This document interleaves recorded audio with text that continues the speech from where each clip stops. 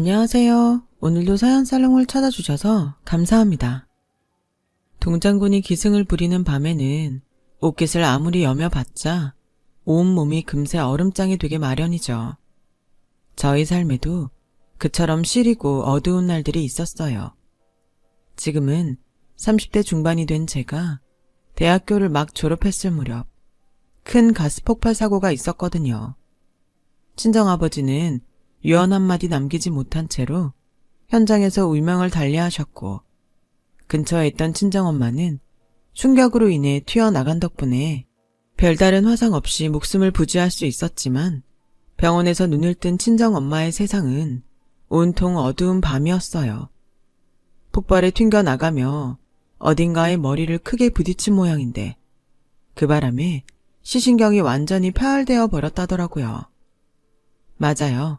친정엄마는 빛도 세상도 더 이상 볼 수 없는 후천적 시각장애인이에요. 병원에서는 엄마를 두고 다행이라고 했어요. 생명을 유지한 것만으로 기적이라고요. 하마터면 뇌 손상으로 이어져 식물인간이 될 뻔했다고요. 머리로는 이해할 수 있었지만 가슴으로는 받아들일 수 없는 말과 현실이었어요. 사연으로 전해 듣는 다른 사람의 이야기일지라도 가슴이 저릿할 텐데, 저는 딸이잖아요. 아버지를 앗아가고 엄마에게서 빚을 앗아간 사고잖아요. 결국 상심해버린 저의 세상도 덩달아 어둡게만 느껴지더라고요. 화창한 봄거리를 걸어도 막막한 밤거리를 걷고 있는 느낌? 그런 저를 끝없는 좌절의 수렁으로부터 구해준 건 오히려 가장 힘들었을 친정엄마였어요. 희수, 너 괜찮니? 어느 날 불쑥 날아든 엄마의 물음에 저는 애써 최대한 밝은 목소리로 대답했어요. 당연하지. 나 아무렇지 않다 뭐. 엄마 딸 원래 씩씩한 구석이 있잖아. 아무렇지도 않은 애 표정이 왜 그래? 왜요? 내 표정이 어디가 어떻다고. 나 지금 웃고 있어. 엄청 해맑게. 거짓말. 엄마는 다 알아. 에이, 왜 자꾸 이러실까? 봄 타셔? 주말에 시간 내서 바람이라도 쐬러 갈래요?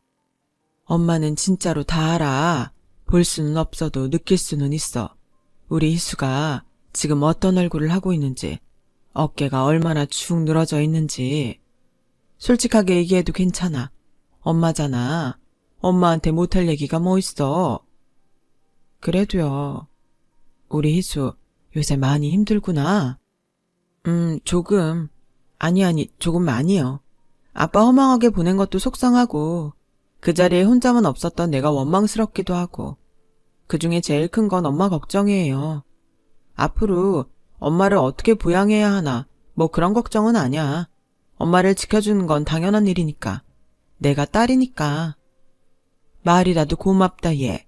요즘 세상에 너처럼 부모 생각하는 딸도 아마 드물 거야. 진심이에요. 오히려 내가 걱정하는 건 엄마가 얼마나 무서워하고 있을까. 내색은 안 해도 마음이 얼마나 아플까. 그게 걱정이지. 엄마도 억울해. 겁나고 무섭고 수시로 부하가 치밀어. 하지만 어쩌겠니. 그럼에도 살아가야 하는데. 걱정과 좌절에 빠진 삶보다는 하나씩 적응해 나가면서 웃음도 하나씩 되찾아 나가면서 그렇게 이겨내는 삶이 훨씬 행복할 거야. 엄마. 그니까 희수야, 엄마도 힘내겠다고 약속할게. 우리 딸도 힘내렴. 엄마는 마치 자신의 약속을 지켜 보이겠다는 듯이 빚 없는 삶에 빠르게 적응해 나가기 시작했어요. 때로 넘을 수 없는 벽에 가로막혀 고초를 겪는 일도 있었지만 꿋꿋하게 다시 일어나셨죠. 그런 엄마를 보면서 이런 생각이 들더라고요. 난 뭐하고 있는 걸까? 당사자인 엄마가 스스로 떨쳐내려 하는데 자식인 내가 넋놓고 주저앉아 있어도 되는 건가? 아니잖아. 이후로 저는 엄마와 함께 참 열심히 그리고 즐겁게 살았어요. 그러다 보니 어느덧 저희의 상처는 완치되었다고 할 수 있을 만큼 봉합되어 있더라고요. 친정엄마의 삶은 안정을 되찾았고 저는 직장에서 인정받는 커리어 우먼이 되었으니까요. 마침 외가댁도 도움의 손길을 뻗어왔어요.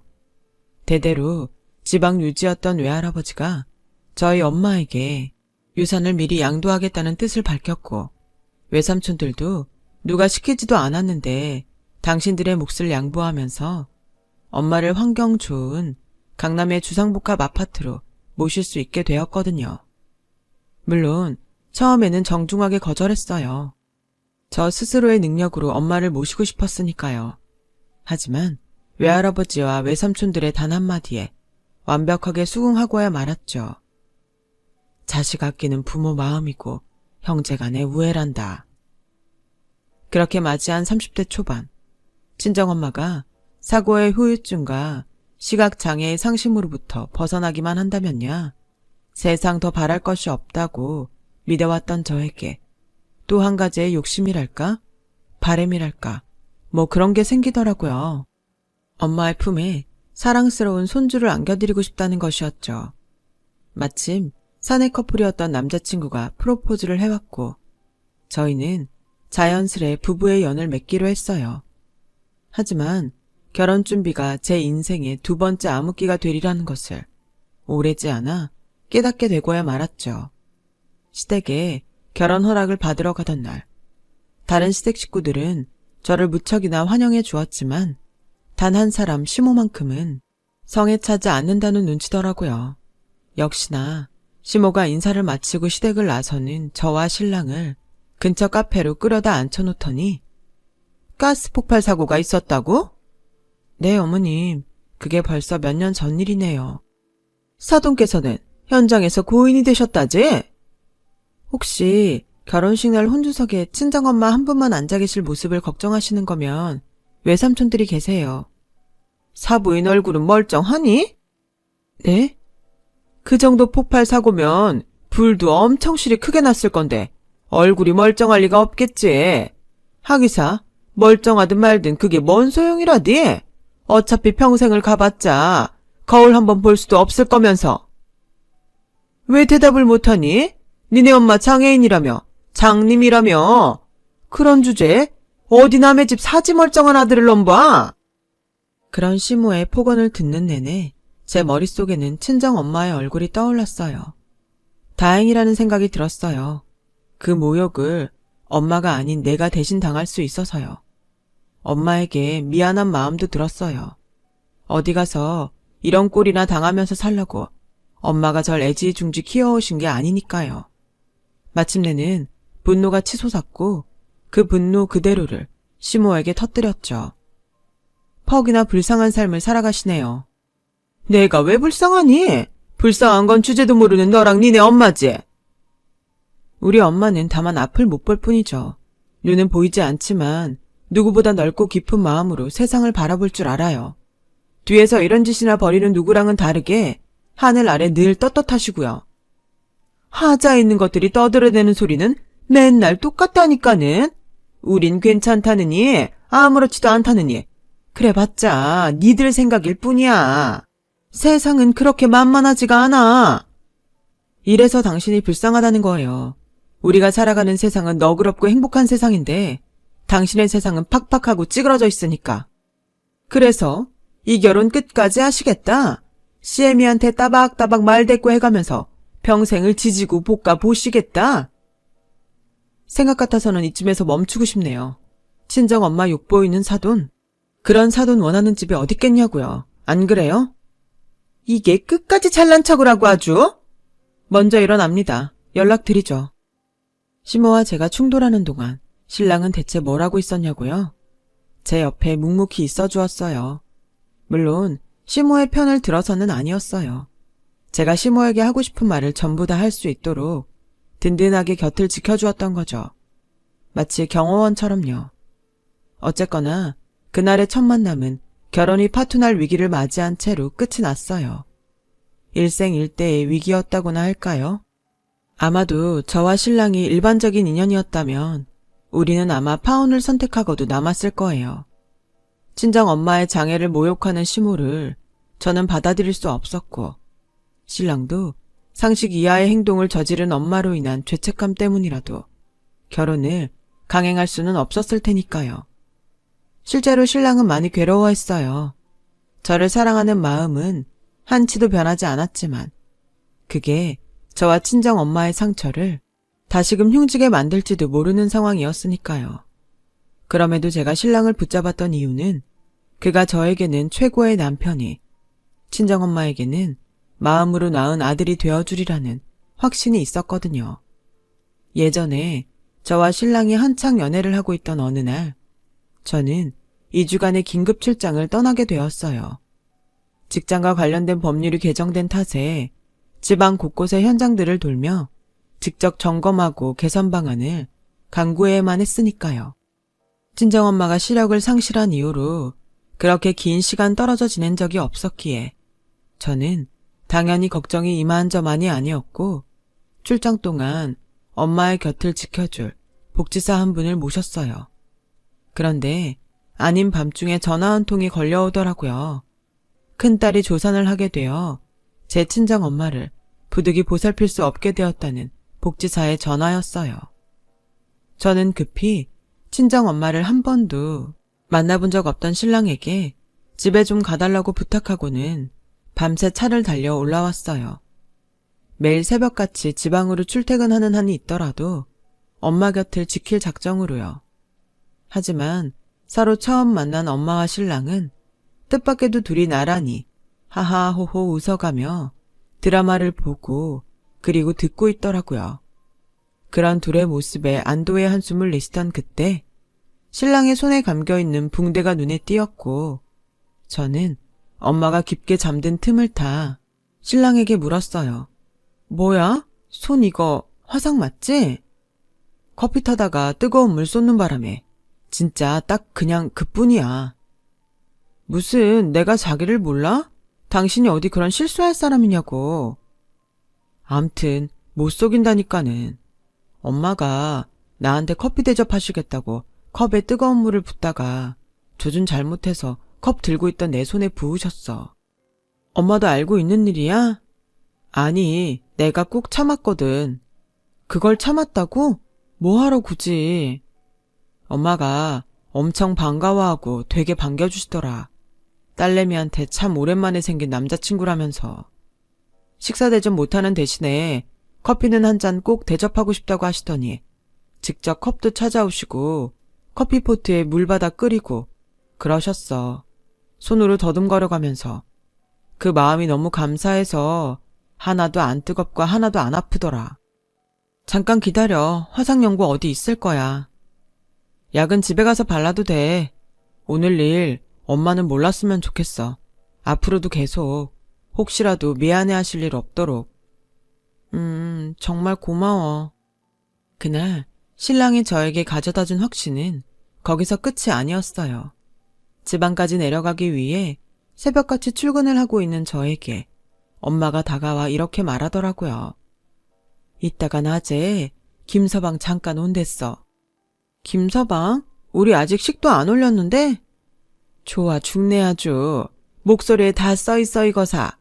난 사랑에 빠졌어요. 무슨 일이 있어도 당신을 놓지 않을 거예요.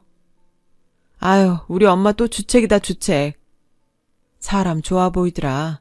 나도 썩 마음에 들고. 뭐 그렇게 많이까지는 아니고. 암튼 이따가 김서방 와서 홈캠인지 뭐식인지 거실에 달아주기로 했어. 갑작스런 엄마의 말에 저는 크게 놀라고야 말았어요. 알고 계시겠지만 홈캠이란 게 인터넷과 연결된 일종의 CCTV 같은 거거든요. 제가 직장에서 일하는 짬짬이 엄마의 안부를 확인하기 위해서 집에 꼭 설치하고 싶었던 물건이기도 하고요. 홈캠을 거실에 설치해 놓으면 제 휴대폰을 통해 언제 어디서든 엄마의 안부를 동영상으로 확인할 수 있었거든요. 갑자기 왜요? 내가 그렇게 홈캠 설치하자고 아무리 부탁을 해도 감시당하는 기분이라면서 맨날 반대했으면서. 최서방이 그러더라고. 때로는 자식의 마음을 헤아릴 줄 알아야 더 좋은 부모도 될 수 있는 거라고. 엄마네 딸이 부모 감시하고 그럴 사람 전혀 아니니까 걱정하지 않아도 된다고. 생각해보니까 일리가 있는 말이더라 얘. 그래서 이참에 들여놓기로 했어. 친정 엄마를 위해 펄펄 끓는 물을 손등에 뒤집어 쓰는 통증마저 참아내는 남자. 친딸도 돌려놓지 못했던 친정엄마의 마음마저 열게 만든 남자. 그런 사람이 세상 또 어디 있을까요? 이러니 제가 신랑과의 결혼을 포기 못할 수밖에요. 파혼할 수 없다는 건 신랑의 생각 또한 저와 똑같았던 모양이에요. 저에게 두 번째 프로포즈를 건네왔거든요. 도저히 이별할 수 없겠다고요. 우리만의 결혼이라도 자기는 괜찮다고요.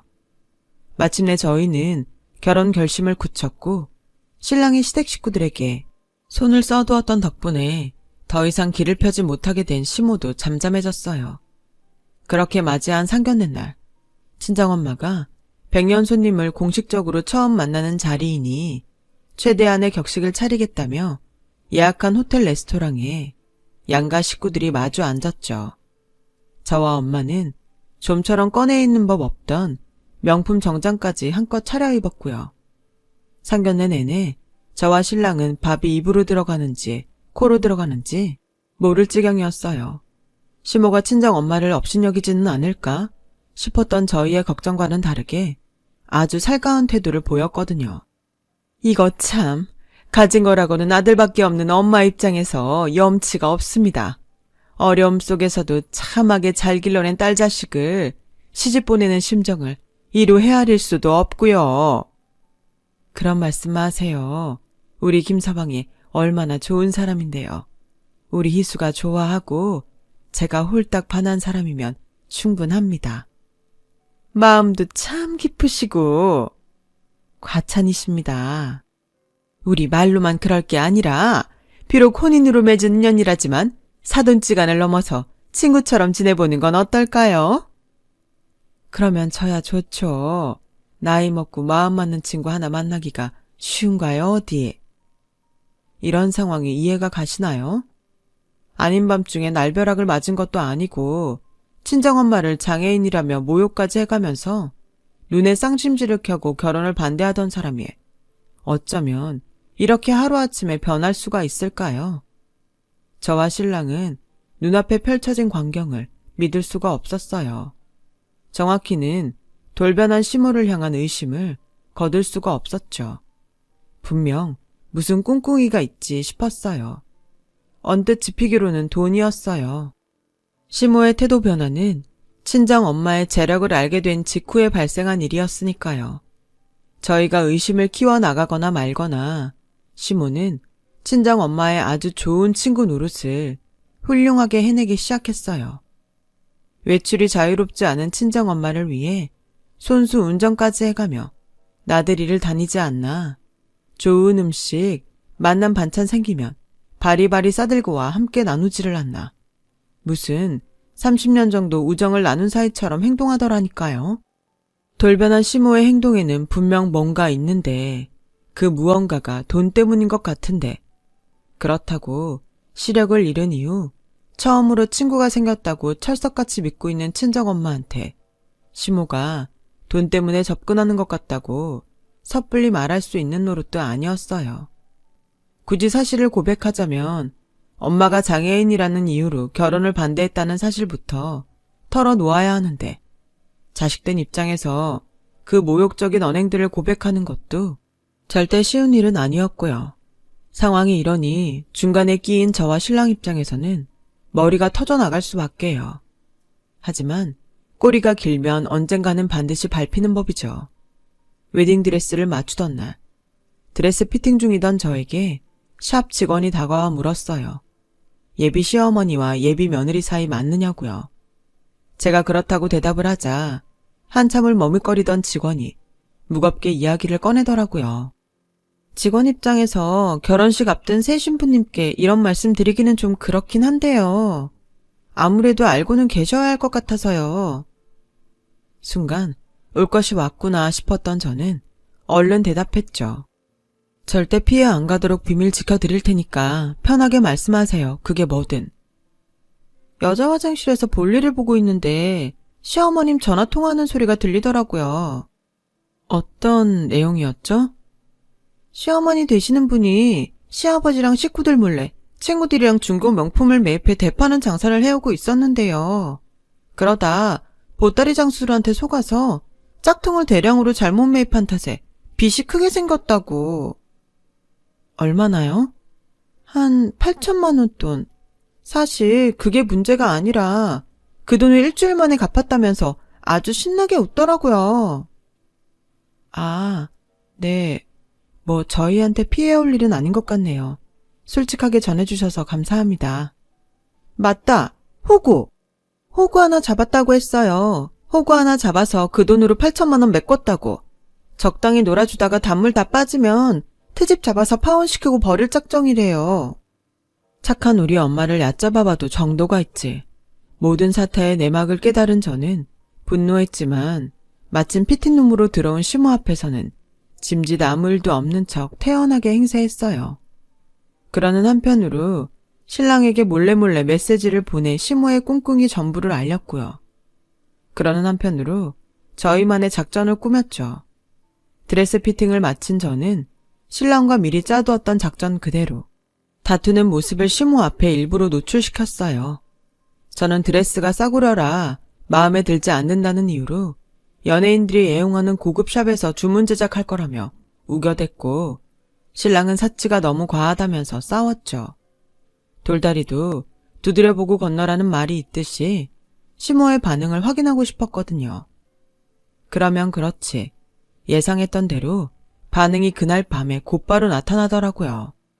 기니 할 얘기가 있으니 신랑이랑 시댁으로 오라는 시모의 전화였어요.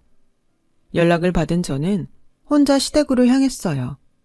그곳에는 시댁 식구들과 시모가 불러 모은 친척 어르신들까지 한자리에 모여 있었죠. 이전까지는 저를 막내딸 바라보듯 했던 시댁 사람들의 눈빛에 유독 그날에는 무슨 대역죄인 취급하듯 따갑더라고요. 알만하죠. 친정 엄마에게서 돈을 뜯어내려는 목적을 달성한 시모가 파혼까지 만들어내기 위해 뒤에서 제 험담을 얼마나 해댔으려고요. 그런 속사정을 빤히 꿰고 있던 저는 당당하게 나갔죠. 난 분명 우리 아들이랑 같이 오라고 했는데? 신랑 지금 바빠요. 많이. 엄청 중요한 일이 있어가지고. 내가 이래서 넌 안 된다는 거야. 여자가 고분고분한 맛이 있어야지. 어떻게 된 게 말 한마디를 져주는 법이 없어. 아까 낮에만 해도 그래. 외간 사람들 다 보는 앞에서 하늘 같은 지아비한테 하는 태도가 그게 뭐니? 집안 말아먹으려고 작정했는지 사치도 심하게 부리는 것 같고. 할 말 있으면 짧고 굵게 하고 끝내죠. 어차피 결말 다 나온 것 같은데. 벌써 다 알고서 얘기하는 투다 너? 이 상황에 모르면 그게 멍충이죠. 판을 이렇게나 크게 벌려놓고서는.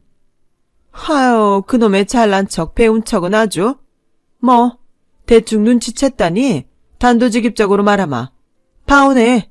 우리 시댁 식구 전체의 결정이다. 이유는요? 앞에 구구절절 다 떠들었잖니. 굳이 한 번 더 들려주랴? 짧고 굵게 말할 때는 언제고 옌병? 옌병? 이젠 대놓고 욕까지 하시네요 아주. 식구들 보는 앞에서 창피한 줄도 모르고. 귀한 아들 자식 엄만 개차반한테 장가 보낼 뻔한 엄마 입에서 이 정도는 약과 아니겠니? 아, 그래요? 그럼 이건 어떨까요?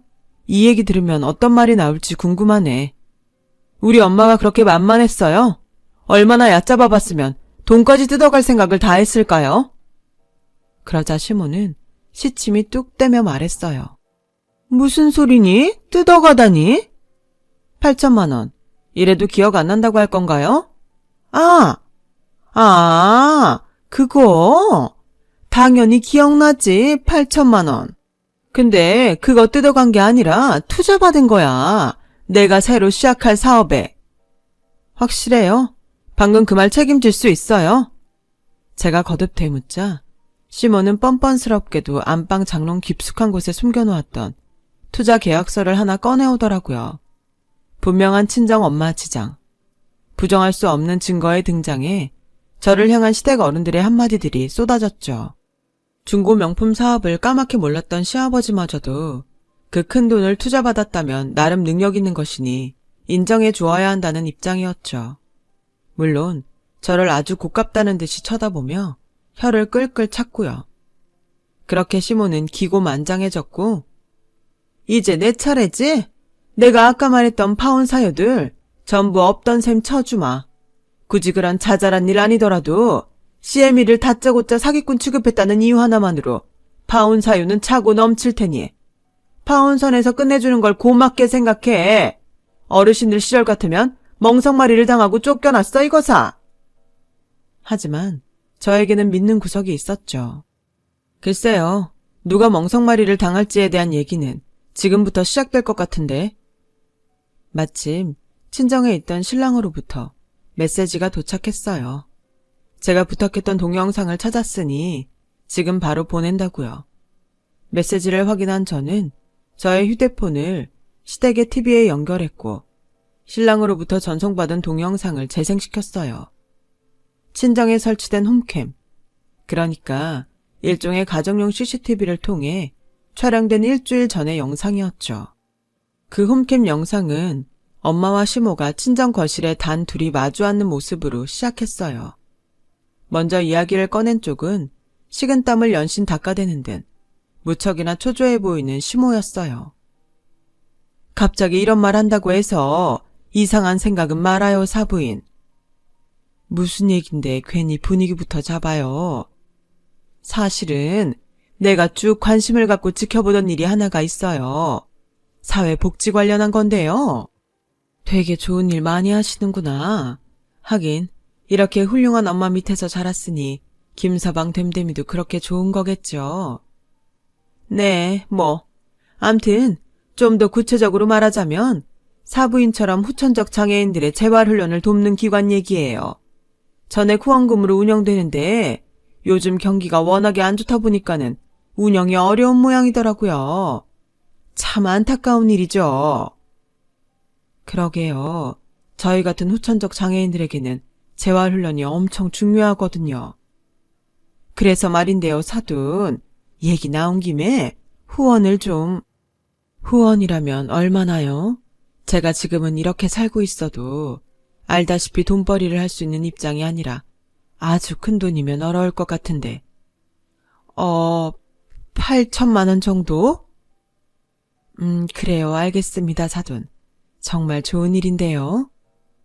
친정엄마의 승낙이 떨어지기 무섭게 얼굴에 화색이 돈 시모는 웃음소리를 애써 참아가며 가방에서 계약서를 꺼내들었고 계약서를 읽을 수 없는 친정엄마를 대신해서 시모가 직접 계약서를 입으로 읽었어요. 사회복지재단 후원 계약서라는 설명이었죠. 설명을 마친 시모가 친정엄마의 손을 잡아 끌어선 엄지손가락에 인주를 묻히고 계약서에 지장을 찍게끔 하는 장면에서 영상은 끝이 났어요. 상황이 그렇게 흘러가자 저를 향했던 꾸짖음은 고스란히 시모를 향하기 시작했고 궁지에 몰린 시모는 전부 다 모함이라며 시댁 식구들에게 바락바락 맞섰어요. 그리고 마침내 제가 다시 얘기했죠. 친정엄마한테서 뜯어간 돈으로 중고 명품 대파리 사업하다가 짝퉁 사기 맞아서 생긴 빚 8천만 원 갚은 거 맞죠? 빚이라니? 모함을 하는 것도 모자라서 빚이라니? 발뺌 좀 그만하세요. 사건을 이 정도로까지 끌고 오면서 제대로 된 내막 하나 모르고 왔을까요? 아니야. 이건 아니야. 난 인정할 수 없어. 부정한다고 해서 진실이 거짓이 되는 건 아니죠. 아무리 우겨대봤자 거짓이 진실이 되지 않는 것처럼요. 수작 부리지 말고 당장 내 아들이나 데려와. 내 아들 지금 어딨어? 친정, 우리 엄마네 집. 뭐? 파혼시킬 마당에 내 아들이 그 집에는 왜? 신랑이 해줄 일이 아주 많았으니까요. 친정 엄마한테 당신이 아주 고약한 사람이라는 사실을 고백한 사람도, 친정 홈캠에 녹화되어 있던 동영상을 찾아내서 나한테 보내준 사람도 전부 신랑이었거든요. 너?